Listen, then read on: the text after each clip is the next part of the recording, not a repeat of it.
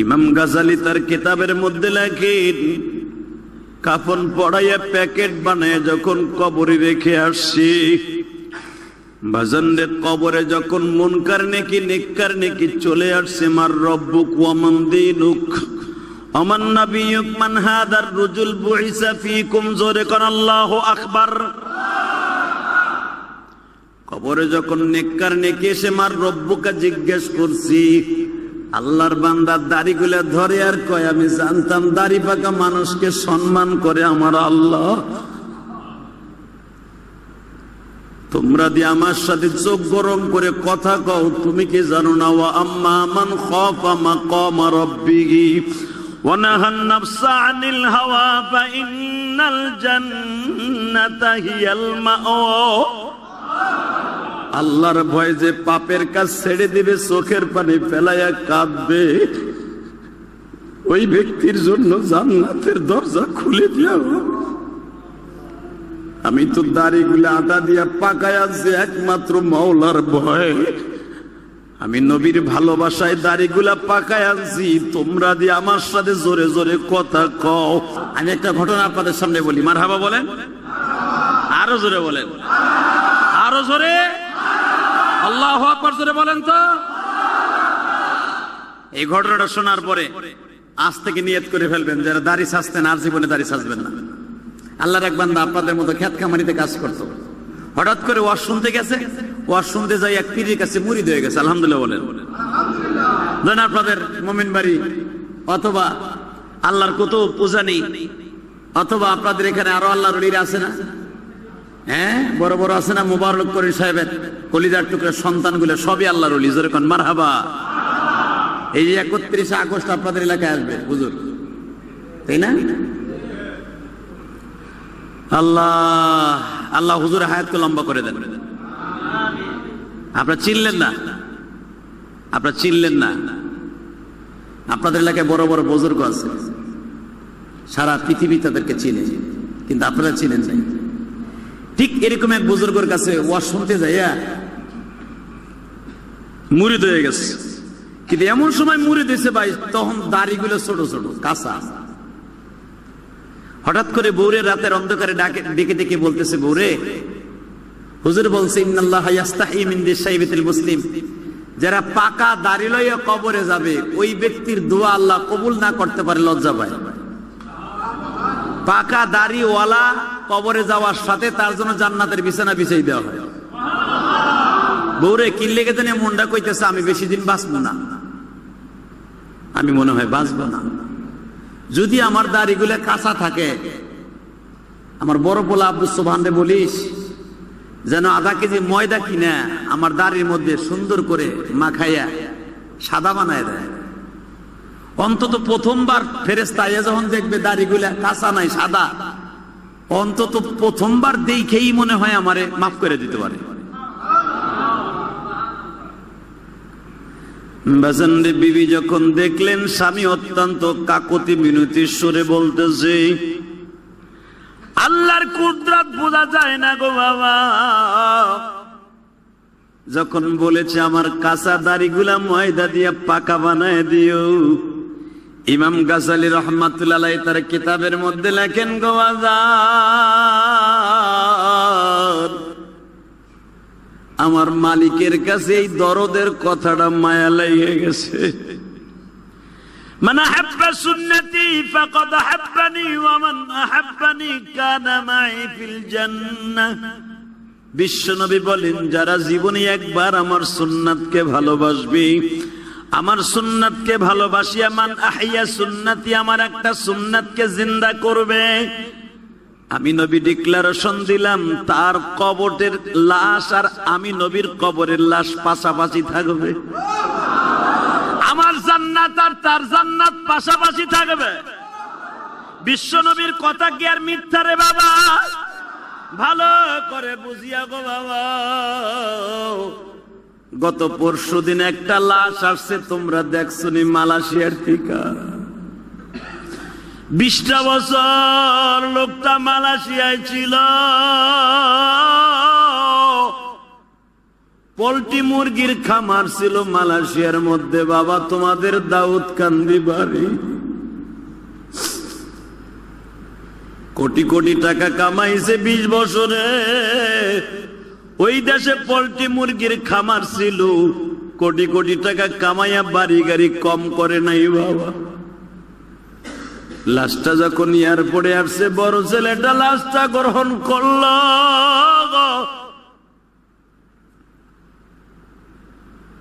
ওই লোকটার আশ্চর্য ধারণার ঘটনা যারা ফেসবুকে দেখলাম, পেপারে দেখলাম, বাজানদের লাশটা যখন নামানো হইল, কবর দেওয়ার আগে দেখা গেল লোকটা বিবি এখনো পর্যন্ত বাবা সন্তানগুলাকে আঁকড়ায় ধরে রেখেছে। বিবিকে পত্রিকার মধ্যে, পেপারের মধ্যে দেখানো হলো, বিবিটা এখনো যুবতীর মতো। 20টা বছর সেই মানুষটা মালয়েশিয়ায় থাকলো। বলেন তো তার জিন্দেগিতে কতটুকু এই দেশের আবহাওয়া, কতটুকু সুখ সমৃদ্ধি নিয়ে গেল। মনের মধ্যে কত বেদনা। মা এখনো বেঁচে আছে, কিন্তু কলেজার টুকরা সন্তান বিদায় নিয়ে চলে গেছে। ও আমার প্রবাসী ভাইরা, হাজীগঞ্জের ভাইরা, চাঁদপুরের ভাইরা, যারা প্রবাসী জীবন যাপন করছেন, কত মনের দুঃখ লইয়া প্রবাস জীবন কাটান গো বাবা। একবারও কি ভেবে দেখেছেন কত টাকা কামাইছি, বাড়ি করছি, গাড়ি করছি,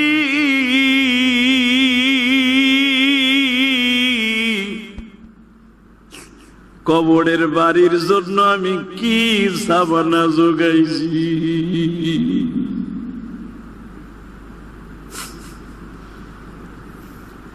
লোকটা জাহান্নামের ভয়ে বিশ্ব নবীর ভালোবাসা দেখাইতে যে যখন বলেছে, বিবিরে দাড়িগুলা যদি কাঁচা থাকে আমার দাড়িগুলা পাকায়া দিস ময়দা দিয়া, আটা দিয়া। আল্লাহর কুদরত বোঝা যায় না বাবা। কিছুদিন যাইতে না যাইতে আল্লাহর বান্দা বিদায় নিয়ে চলিয়া গেল। আল্লাহু আকবার বলো। দাড়িগুলা তো পাকে নাই গো আজাদ। বিবি বড় সন্তানকে ডেকে ডেকে বলে, আব্দুস সুবহান দে, মৃত ব্যক্তির ওসিয়াত পালন করতে হয়। তোমার বাবা বলেছিল কাফনের মধ্যে আটা অথবা ময়দা দিয়া তার দাড়িগুলা সাদা বানায় দিতে। বাবার জীবনে শেষ কথাটা রাইখা দে রে বাবা। আস্তে করে লোক যখন সরিয়ে গেছে, আল্লাহর বান্দা আটা দিয়া ময়দা দিয়া বাবার ওসিয়াত পালন করে দিল। ইমাম গাজালি তার কিতাবের মধ্যে লেখেন, কাফন পড়াইয়া প্যাকেট বানায় যখন কবরে রেখে আসছি, বাজানদের কবরে যখন মুনকার নেকি নেককার নেকি চলে আসছে, মার রব্বুক ওয়া মান দীনুক আমান নাবিয়ুক মান হাদার রুজুল বুইসা ফীকুম, জোরে কোন আল্লাহু আকবার। কবরে যখন নেককার নেকি এসে মার রব্বুকে জিজ্ঞেস করছি, আল্লাহর বান্দা দাড়িগুলা ধরে আর কয়, আমি জানতাম দাড়ি পাকা মানুষকে সম্মান করে আমার আল্লাহ। তোমরা দিয়ে আমার সাথে চোখ গরম করে কথা কও, তুমি কি জানো না? ওয়া আম্মা মান খাফা মাকাম রাব্বিহি ওয়া নাহান নাফসা আনিল হাওয়া ফা ইন্নাল জান্নাতা হিয়াল মাওয়া। আল্লাহর ভয় যে পাপের কাজ ছেড়ে দিবে, চোখের পানি ফেলাইয়া কাঁদবে, ওই ব্যক্তির জন্য জান্নাতের দরজা খুলে দিও। আমি তো দাড়িগুলো আটা দিয়া পাকায় আছি একমাত্র মাওলার ভয়। আমি নবীর ভালোবাসায় দাড়িগুলা পাকায় আনছি, তোমরা দিয়ে আমার সাথে জোরে জোরে কথা কও। এবার জান ইমাম গাজালি রাখেন, আল্লাহর কুতুবকে স্বপ্নে দেখানো হইতেছে। আল্লাহর ওই বান্দা যখন বারবার বলতেছে, তোমরা আমার সাথে চোখ গরম দিও না, তোমাদের চোখ গরম দিলে আমার কলিজায় মানায় না। লোকটা বারবার যখন এইরকম কথা বলতেছে, কবরের থেকে আওয়াজ হইতেছে, ওই আল্লাহর বান্দার সাথে বেয়াদবি করিস না। আমি আমার আল্লাহর ভয়ে, আল্লাহর বান্দা রাসূলের প্রেমের দিকে তাকায়া জাহান্নামের ভয় যখন দাড়িগুলা ময়দা লাগাই আসছে, একমাত্র আমি মাওলার ভয় করছে। ওই ব্যক্তির সাথে তোরা রাগারাগি ফালাফালি করিস না। আল্লাহর বান্দারে বলে দে, ওয়ালবিসুহু মিনাল জান্নাহ ওয়া আবশিরুহু মিনাল জান্নাহ ফাফাতাহনা আবওয়াবাস সামা ফাফাতাহনা আবওয়াবাস সামা। ওই লোকটার সাথে তোরা ঝাড়ি দিস না, বকাবাজি করিস না, কোন প্রশ্ন করিস না। লোকটা বারবার দাঁড়িয়ে হাত দিয়া বলে, আমি মাওলার ভয়ে দাড়িগুলা পাকায় আসছি, তোরা আবার কষ্ট দিস না। আর আমি আল্লাহ তো কোরআনে বলেছি, ওয়া আম্মা মান খাফা মাকাম রাব্বিহি ওয়া নাহান নাফসা আনিল হাওয়া ফাইনাল জান্নাতা হিয়াল মাওয়া। যারা আল্লাহর ভয়ে পাপের কাজ ছেড়ে দিবে, আল্লাহ তাকে জান্নাতুল মাওয়া দলিল করে দিবে। আমি আল্লাহর ভয়ে তো দাড়িগুলা ময়দা দিয়ে পাকাই নিয়ে আসছি। আল্লাহ পাক রব্বুল আলামিন বলে দিলেন, ওই ব্যক্তির জন্য জান্নাতের বিছানা বিছায় দেয়, জান্নাত থেকে একটা দরজা খোলায় দেয়, আমার নবীর রওজার সাথে সুন্দর একটা রাস্তা বানায় দেয়। তারে দাড়িগুলা লাগলে লাভ না লস? জোরে কোন বাজান রে, কবরে একা একা থাকবেন, সবকিছু পচিয়ে যাবে। মনে রাখবেন, কয়েকটা জিনিস আমার রব্বে কারিম আপনার কাছ থেকে ছিনায় নিবে না। কিয়ামতের মাঠে কোনো মানুষের মুখে কিন্তু দাড়ি থাকবে না বাবা। ভালো করে বুঝবেন, জান্নাতের সমস্ত মানুষদের মুখগুলা থাকবে সাফান সাফা, ফেরেশতাদের মতো একবারে পরিষ্কার থাকবে। কিন্তু মনে রাখবেন, এখন প্রশ্ন আসতে পারে, তাহলে দাড়ি নিয়ে মরলে কি দাড়িটা থাকবে না? দাড়িটা কিন্তু থাকবে না বাবা। কেন থাকবে না? মনে রাখবেন, তাহলে তো দাড়ি না রেখে গেলেই ভালো। না গো বাবা না, আমার আল্লাহ সব জানে কি জানে না? জোরে বলেন, জানে কি জানে না? যদি আল্লাহ সব জানে, যারা দাড়ি নিয়ে মৃত্যুবরণ করবেন, বিশ্ব নবী তারে প্রথম সুপারিশ করে জান্নাতে নিয়ে যাবে। দাড়ি রাখার দরকার আছে না নাই? জোরে কোন আছে না নাই? একজন কবি সকালবেলা রেজার লাগাইয়া দাড়ি সাজতাছে, মারহাবা বললেন না? সকালবেলা বেলেট দিয়ে দাড়ি সাজতাছে। পারস্যের ঘটনা। পারস্যের কবি যখন সকালবেলা দাড়ি সাজতাছে, ইন দি মিন টাইম ওই রাস্তা দিয়ে একজন আল্লাহর ওলি যায়। আল্লাহর ওলি দেখতেছে সকালবেলা দাড়ি সাজতাছে বেলেট দিয়া। আল্লাহর ওলি দূরের থেকে দাঁড়ায় দাঁড়ায় কাঁদতাছে। তো টিটকারার নজরে কবি বলে ফেলছে, এই হুজুর, এই মোল্লা, আমার দাড়ি চাচা দেখে তুমি কাঁদতাছো, কারণটা কি? সঙ্গে সঙ্গে বলতেছে, আপনার দাড়ি সাজতাছেন, আমার কলিজায় লাগতাছে। কবি শিক্ষিত মানুষ বলে ফেলেছে, আমি তো দাড়ি সাজতাছি, আমি তো তোমার কলিজা চাচি না। এই কথা বলার সঙ্গে সঙ্গে ওই ব্যক্তি বলতেছে, আল্লাহর ওলি বলতেছে, আপনি আমার কলিজা চাচতাছেন না, বরঞ্চ বিশ্ব নবী বলেছে, মান কাতা লিহিয়াতি কান্নামা উনুকিহি, যারা দাড়িতে বেলেট লাগায়, আমি নবীর গলায় বেলেট লাগাই। আপনি আমার গলায় বেলেট লাগাবেন কা? আমার এতিম নবীর গলায় বেলেট লাগাইছেন। যে এতিম নবী এখনো পর্যন্ত মদিনায় শুয়ে শুয়ে উম্মতি উম্মতি বলে কান্দে গো।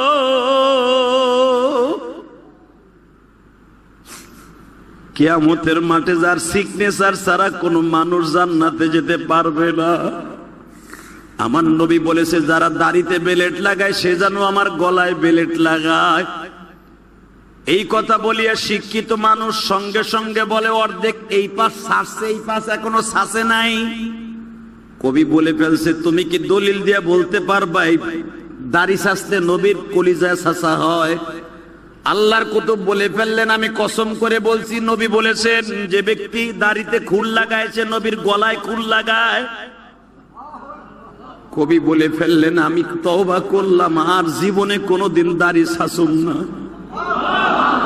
সঙ্গে সঙ্গে আল্লাহর কুতুব আয়াত পড়ে ফেললেন, ইয়া আইয়ুহাল্লাযীনা আমানু তুবু ইলাল্লাহি তাওবাতান নাসুহা।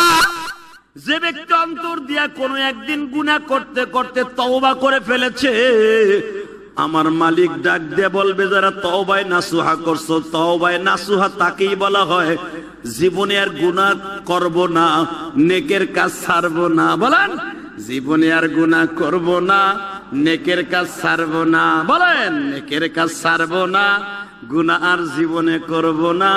এর নাম হলো তওবায়ে নাসুহা। ইয়া আইয়ুহাল্লাযীনা আমানু তুবু ইলাল্লাহি তাওবাতান নাসুহা। নেকের কাজ জীবনে ছাড়বো না, গুনার কাজ আর জীবনে করব না। এর নাম হলো তওবায়ে নাসুহা। এ যুবক ভাইরা, আজকে তওবার নিয়ত করে ফেলো। জীবনে কত বন্ধুর সাথে একসাথে চললাম, কবরে মাটি দিয়ে ফেললাম। জীবনে একসাথে কত জানাজায় গেলাম, আমার জানাজা কে করবে গো? কোন বাসের জারে জানো আমার বাসটা দাঁড়ায় আছে, কে জানো কেটে আনিয়ে আমার জন্য জীবনের শেষ চাটাই বানাইয়া বিদায় দিয়ে দিবে। আমি ইলিয়াসুর রহমান জেহাদি জীবনে ভাবি নাই 12 বছর বয়সে মা হারাইয়া সারা জীবন কাঁদবো। কত আশা ছিল রে যুবক, যখন মাদ্রাসায় ভর্তি হই কত আশা ছিল আমি আলেম হব, আমার মা আমারে কত আদর করবা গো।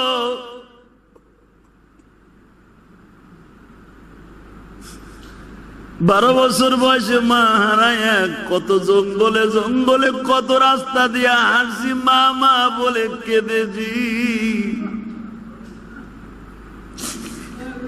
যখন কোন তালবি আলিম রে দেখতাম, তার মা গোশত রুটি পাকায়া ফিন্নি পাকায়া টিফিন কারির বাটিতে করিয়া মাদ্রাসার বারান্দায় বসাইয়া মা খাওয়াইতো। আমি ইলিয়াসুর রহমান জেহাদি দূরে দাঁড়ায় দাঁড়ায় মা ডাকটা শুনতাম আর কান্দতাম আর ভাবতাম, মাগো তুমি বেঁচে থাকলে আমিও তো তোমার কোলের মধ্যে বসে খাইতে পারতাম গো মা।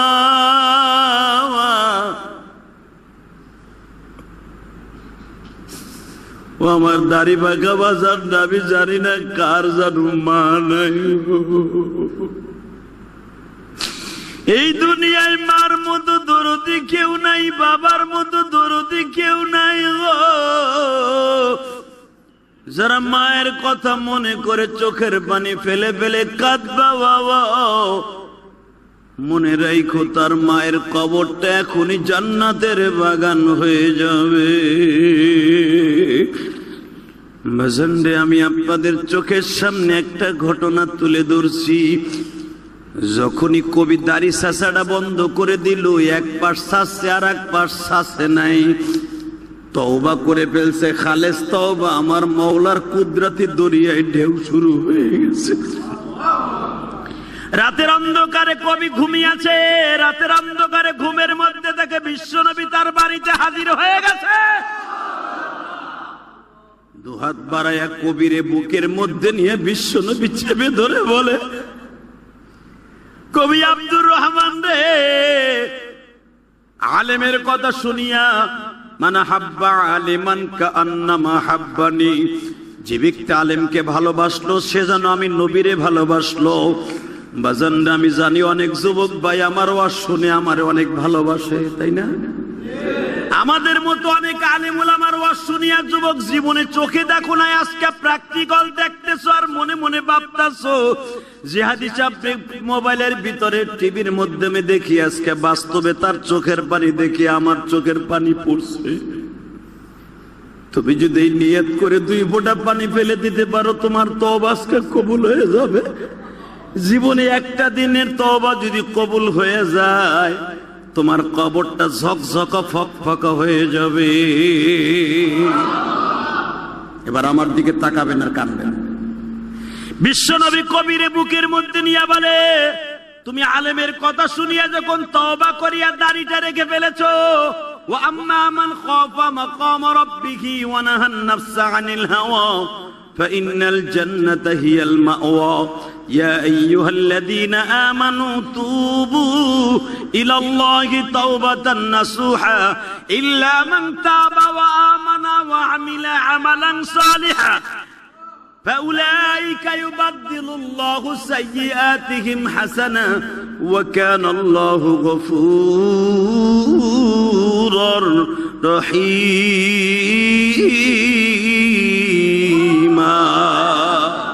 إلا من تاب وآمن وعمل عملا صالحا যারা জীবনে তওবা করেছো নেকের গাছ লাগিয়েছো মনে রাখিও ইল্লা মান তাবা ওয়া আমানা ওয়া আমিলা আমালান সালিহা জীবনে আর গুনাহ করবা না জীবনে যত গুনাহ করছো সব গুনার পরিবর্তে ইউবাদদিরুল্লাহু সাইয়্যাতিহিম হাসানা রব্বে কারীম তোমার সমস্ত গুনাহ maaf করবে তো করবেই ওই গুনাহ maaf করার জায়গাটা আমার আল্লাহ আর নেকের দ্বারা ভরপুর করে দিবে ওয়াকান আল্লাহু গফুরুর রহিমা এটা পৃথিবীর কোন সরকার পারবে না একমাত্র আমি বিশ্ব সরকার আল্লাহ ছাড়া কথা ঠিক না বেঠিক শেখ হাসিনা মাননীয় প্রধানমন্ত্রী 40 বছর পরে যুদ্ধ অপরাধীদের ফাঁসি দিয়েছে কথা কন না কেন 38-40 বছর পরে তার বাবার যারা হত্যা করেছে বঙ্গবন্ধুর হত্যাকারীদেরকে ফাঁসি দিয়েছে কথা কন না কেন আমার আল্লাহ বলেন বান্দারে তুই 40 বছর আগে কি গুনাহ করছেন আমি আল্লাহ দেখব না গতকালকে কি গুনাহ করছেন আমি দেখব না যখনই তওবার নিয়ত করে নেকের গাছ লাগাইছো তোর চোখে পানি দেখছে আমি রব্বে কারীম তখনই তোরে maaf করে দিয়ে তোর জীবনের সব গুনাহ maaf করে দিছি শুধু মাফই করি না ইউবাদদিরুল্লাহু সাইয়্যাতিহিম হাসানা যেটা দুনিয়ার কোন সরকার পারবে না আমি করে দেখায় দিলাম তোর ওই যেই জায়গার থেকে গুনাহ সরাইছি ওই জায়গার নেকের গাছ লাগাই দিছি হ্যাঁ আরো জোরে কর আপনাকে মন খারাপ আর মাত্র 5 মিনিট কথা কব শুধু আমার দিকে তাকাবেন আর চোখের পানি ছেড়ে দিবেন ওই কবিরে বুকের মধ্যে চাইপে ধরে যখন বিশ্ব নবী বললেন আমি নবী তোর সুপারিশ করা ওয়াজিব হয়ে গেছে তোর মুখে যখন দাড়ি দেখছি আমি ওই মদিনায় থাকতে পারি নাই আমি তোমার বাসায় চলে আসছি একটা ওয়েলকাম জানাবার জন্য আমি তোমার একটা ওয়েলকাম জানাবার জন্য স্বাগতম জানাবার জন্য তোমার পারস্যে চলে আসছি মদিনার থেকে দরকার মারহাবা পারস্য যদি আমার নবী 1500 কিলোমিটার দূরে 15,000 কিলোমিটার দূরে যাইতে পারে আমার 6,000 কিলোমিটার দূরে আসতে পারে না আমার নবী আপনার ঘুমের ভিতরে আসতে পারে না কি দাড়িটা রাখা যাবে না দাড়িটা রাখা যাবে আল্লাহু আকবার বলেন তো বলেন নেকের কাজ ছাড়বো না গুনাহ আর করব না বলো বলো যুবক ভাই বলো নেকের কাজ ছাড়বো না গুনাহ আর করব না এর নাম তওবা নাসুহা বলো এর নাম তওবা নেকের কাজ ছাড়বো না জোরে বলো নেকের কাজ যতই ছোট হোক নেকের কাজ গুনার কাজ মারহাবা আল্লাহ ওয়াদা করছে আল্লাহ তোমার ঘরে বইয়া এই বৃষ্টির মধ্যে মাঠে ওয়াজ হয় নাই কিন্তু মসজিদে হইছে তোমার পাগলগুলা ওয়াদা করছে আমি চোখের পানি দেখতেছি যারা জীবনে ওয়াজে কানছে কিনা জানি না আল্লাহ এরা নেকের কাজ ছাড়বে না গুনার কাজ করবে না এর নাম তওবা নাসুহা তুমি বলেছো আল্লাহ এদেরকে গুনার কাছ থেকে বাঁচাও এদের বাবা মাকে তুমি মাফ করে দাও আল্লাহ এদেরকে তুমি ওলি বানায় দাও আল্লাহ হাজীগঞ্জের যুবকদেরকে ওলি বানায় দাও নিজের হাতে মোদের তুমি বানায়া বলো না ভাই নিজের হাতে মোদের তুমি বানায়া কেমনে দিবা জাহান্নামে ফেলায়া কেমনে দিবা জাহান্নামে ফেলায়া তুমি যদি মাফ নাই করবা মাওলা বান্দারে ভাই চোখের পানি ছেড়ে দাও না তুমি যদি মাফ নাই করবা বান্দারে বলো তোমার বান্দা যাবে কার কাছে হাত দুটা উপরের দিকে উঠাইয়া বাবা আজকে আমার মাওলারে দেখায় দাও। আজকে 24শে আগস্ট হাত দুটা উঁচা করো। বৃষ্টির মধ্যে মাটি ওয়াশ হয় নাই, মালিক দেখো। আল্লাহ হাজীগঞ্জের এই বাজারের দিকে, এই আলামিন বাজারের দিকে তাকায়া দেখো মালিক। আজকে 24শে আগস্ট তোমার পাগল গুলে হাত দুইটা উঠাইয়া তওবা করলো মালিক রে। এদের মধ্যে কার জানো বাবা নাই,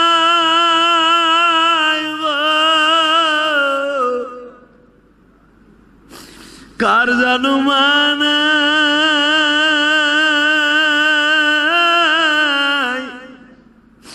এই প্রচন্ড বৃষ্টির মধ্যে তোমার পাগল গুলি তারপরে মাহফিলে হাজির হইল।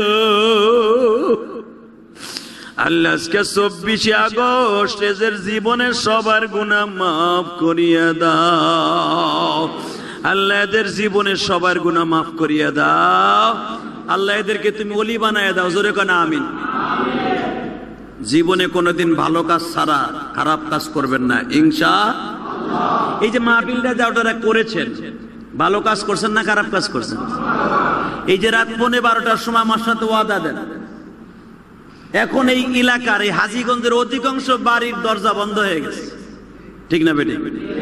সবাই ঘুমায় আছে, কিন্তু একটা দরজা খোলা, সেটা হলো আমার মওলার দরজা। আমার মওলা আপনার দিক তাকায় রয়েছে, আমার বান্দা কি চায়। রাত 12টার সময় যদি বান্দায় কিছু দেয়, আল্লাহ দেবেন একবার, আল্লাহ দিবে আপনার 100 বার। মারহাবা বলেন তো, আল্লাহু আকবার জোরে বলেন তো। এই যুবক, এই যুবক, যাইস না দিকে, বেড়া যাইস না অনেক দিকে, চলে গেলি কে? ঘটনা কে? হাজীগঞ্জের মানুষ। আমরা গোপালগঞ্জ আল্লাহ বলে খারাপ, তাদের হাজীগঞ্জের দৌড় দিলি কে? এই মুসলমানের পোলাই দিকে তাকা। এই রাত 12টার সময় আমার রব্বে কারিমের সব হাজীগঞ্জের চাঁদপুর জেলার সব দরজাগুলা বন্ধ, শুধু আমার মওলার দরজাটা খোলা। আমার মওলা হাত দুটা বাড়ায় বলতেছে, বাজা বাজা বান্দারে, তুই চা আমার কাছে চা। তু তাওয়াঙ্গার গাছটাই ইয়াজমালে মা ইজামা গাফিল সুদিয়াজ হালেমা বরদরামদ বান্দায়ে বোরেখতা আবরোয়ে খুদ বাসিয়ারিখতা। মারহাবা বলতে পারলেন না? হে বান্দা, একসাথে গুনাহ করছর 5 বন্ধু মিলিয়া, 5 বন্ধুর মধ্যে এক বন্ধু তুই আসছস ওয়াজ মাহফিলে, 4 বন্ধু ঘুমাইতাছে, তুই জামার কাছে হাত পাইতে ডাক দিছ রে, আবার কুদরতি দরিয়ায় জোশ মারছে। তোর গুনার দিকে আমি তাকাবো না, তুই যদি ওই 4 বন্ধুর ওসিলা নিয়েও তুই আমার কাছে বলস, আল্লাহ আমার ওই 4 বন্ধুরে মাফ করে দাও, তাদেরকেও আমি মাফ করে দিব। আমার নাম রহমান, আমার নাম গফফার, আমার নাম জব্বার, আমার নাম সত্তার। জোরে কান মারহাবা। বাজান, তাহলে আমার দিকে বলেন, আল্লাহ যদি কিছু আপনার কাছে রাত 12টায় চাই দিতে রাজি আছেন না নাই? রাজি আছেন ইনশাআল্লাহ? বলেন। আমি আপনাদের এলাকায় জীবনে কোনোদিন আসি নাই, তাই না? যখন এইবার আসছি, আমি আবার আসবো, কি বলেন আপনারা? এবার তো আপনাকে পরাণ ভরে কিছু করতে পারলাম না, সামনে যদি আবার আসি, যতটুকু আজকে কেঁদেছেন এর চাইতে বেশি কাঁদবো আমরা সবাই ইনশাআল্লাহ। কি আমি আসি, এটা চান না? চান? এক চাচা বয়ে রয়েছে চুপচাপ, চিন্তা করে আমার 4 পোলা বিদেশ। এই আলেমুলামাকে আমাদের মতো আলেমুলামা সবাই আনতে পারে না। 5 বছর 10 বছর অপেক্ষা করে আমাদের মতো বক্তা নিতে পারে না। আপনারা তো সহজে পেয়ে গেছেন, আল্লাহ শুকর আদায় করেন, আলহামদুলিল্লাহ বলেন। তা আমি চাই আবার আসবো ইনশাল্লাহ, বলেন। এখানে জানি না কার মা নাই, কার বাবা নাই। যার মা নাই, আমি আপনার সাথে বন্ধুত্ব করবো আজকে। কিয়ামতের মাঠে যদি আমি জান্নাতে যাই, আপনারা থুয়া যাবেন না ইনশাল্লাহ, বলেন। আমার মায়ের ওসিয়াত ছিল, ইলিয়াস রে জীবনে কোনোদিন টাকার মালিক হইলে একটা মসজিদ বানাবে। আমি 4 কোটি টাকা খরচ করে কেরানীগঞ্জে একটা মসজিদ বানাইছি, আলহামদুলিল্লাহ বলতে পারলেন না? আমার ওয়াজের সমস্ত টাকাটা মসজিদে খরচ হয়। আমার এতিমখানা খরচ হয়। সব বক্তা এক পালায় মাপবেন না। ইলিয়াস রহমান জিহাদির ওয়াজের টাকাগুলো সব আল্লাহ রাস্তায় খরচ হয়। এমনকি মুসাবার ভিতরে কেউ আমার 10টা 100টা 500টা টাকা দিলে ওটাও মাদ্রাসা খরচ হয়, মসজিদে খরচ হয়। আমাদের মতো বক্তাদেরকে আপনি টাকা দিলে লস নাই। জীবনে যদি আপনার সাথে আর কোনোদিন দেখা না হয়, যদি আমার সাথে আজকে ওয়াদা দেন কিয়ামতের মাঠে দেখা হবে। আর আমি জান্নাতে গেলে আপনার আল্লাহ এমনি কবে, কি ও তুই যাস ওই ব্যক্তি লয়ে যাস না কে, তুই না ওয়াদা দিছিলি মসজিদে বইয়া, কি আমরা একসাথে জান্নাতে যাবো, রাজি আসি না নাই? তাহলে মাহফিল আজীবন হোক, আপনারা চান কি চান না? যারা যে অবস্থা আপনাদের কাছে দোয়া চাইছে, আমি দোয়া চাই, আপনারা আমার জন্য দোয়া করবেন। কথা বলেন ভাই।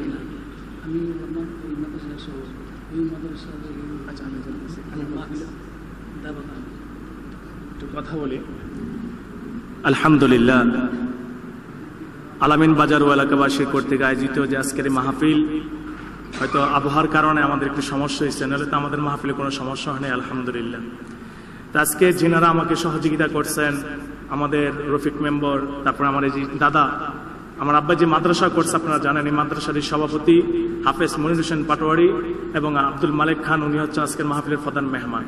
তো ইনশাআল্লাহ আমি আপনাদের কাছে অনুরোধ করব, এই যে মাহফিলটা আয়োজন করছি, এলাকার তো কোনো কালেকশন হয়নি, নিজেদের অর্থায়নে রফিক মেম্বার আমরা যারা আছি এদের অর্থায়নে এই আয়োজন আজকে।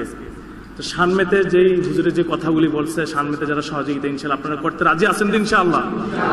দেখেন ভাই, আজকে যিনি এখানে আসছেন, লাখ টাকা দিলেও ওনাকে আমি আনতে পারবো না, লাখ টাকা দিলে আমি ওনাকে আনতে পারবো না। তারপরেও আমার এই এলাকার জন্য একটা রহমত। হজরত যাই দিমু হজরতকে, হজরতে গেলে ভাড়ার টাকাও হবে না। তারপরে কেন আসছে? যখনই শুনছে এটা কারি ইব্রাহিম সাহেবের এলাকা রাজারগাঁ, তো এই টানে মহাব্বতে আপনাদের এলাকায় আসছে। এখন কি এই আসার হুজুর কি ভাড়ার টাকা কি লাগে না? প্যান্ডেল মাইক খরচ কি লাগে না? কিন্তু আপনারা তো বিরোধিতা করেন। আমার কষ্ট লাগে, মানে আমি তো আমার নিজের পেটের জন্য আয়োজন করি না, আমি আয়োজন করি এলাকার মানুষের যেন হেদায়েতের জন্য। কারণ আমার এলাকার এই মানুষগুলো বলে আমরা নাকি একটা ব্যবসা করি। আচ্ছা, কালেকশন করলেছেন একটা ব্যবসা হইতো, কালেকশন তার করি না। মানে এত কথা বলে, মানে এই মাহফিলের জন্য আমাকে মানে অনেক কথাবার্তা এলাকার মানুষরা বলে। আমি অনুরোধ করবো ভাই, টাকা পয়সা দিতে পারেন আর নাই পারেন, বিরোধিতা করে তো আর লাভ নাই। আজকে বলেন তো, বিরোধিতা করে কি মাহফিল বন্ধ রাখতে পারছে? হযরত মাগরিবের আজান যখন এখানে দিচ্ছে, হযরত এখানে এসে মাগরিব নামাজ পড়ছে। কোন বক্তাকে দেখছেন আগে বাগে এরকম মিলে আসতে দেখছেন? কিন্তু হযরত তো চলে আসছে, কারণ হযরতের কথা জবানে কাজে এক। আমরা অনেকের হযরত নামে ইউটিউবে অনেকের বলে হুজুরে এই সেই, এটা হলো ফালতু কথা। হযরত যদি সুস্থ থাকে, যাকে কথা দেয় সেই কথা অনুযায়ী হযরত কাজ করার জন্য চেষ্টা করে। অনেকেরা কথা বলতে উল্টা পাল্টা বলছে, এটি হলো ফালতু কথা। তো ইনশাআল্লাহ ভাই, আমি আপনাদের কাছে দোয়া চাই, হযরতের জন্য দোয়া চাই। আমার মনির ভাই, ওনার জামাই অসুস্থ, ওনার জামার জন্য দোয়া করবেন, আল্লাহ তাআলা যেন আমাকে সুস্থতা দান করুক। আমার মা বাবার জন্য দোয়া করবেন। আর আপনাদের কাছে একটাই অনুরোধ, আমার আব্বাজান একটা মাদ্রাসা করছে দেখছেন, এই মাদ্রাসা দিন আপনারা একটু নেক নজর তাকাবেন ইনশাআল্লাহ। রাজি আছেন তো ইনশাআল্লাহ? আল্লাহ তাআলা কবুল করুক। কি বলতেন? আমাদের তাজুল ইসলাম সাহেব মাওলানা এই মসজিদের দীর্ঘদিন যাবৎ বাড়ি বাদশাহীটা মাহফিল উনি পরিচালনা করতেন। এর পরবর্তী পর্যায়ে হাবিবাই যে কয়েক বছর করতেছে, তবে উনি স্ট্রোক হয়ে এখন হাসপাতাল চিকিৎসা নেওয়ার পর আমি তারপরে গাড়ি দিয়ে চলে মাওলানা তাজুল ইসলাম সাহেব চিনেন, উনি স্ট্রোক করছেন, ওনার জন্য দোয়া করবেন ইনশাআল্লাহ।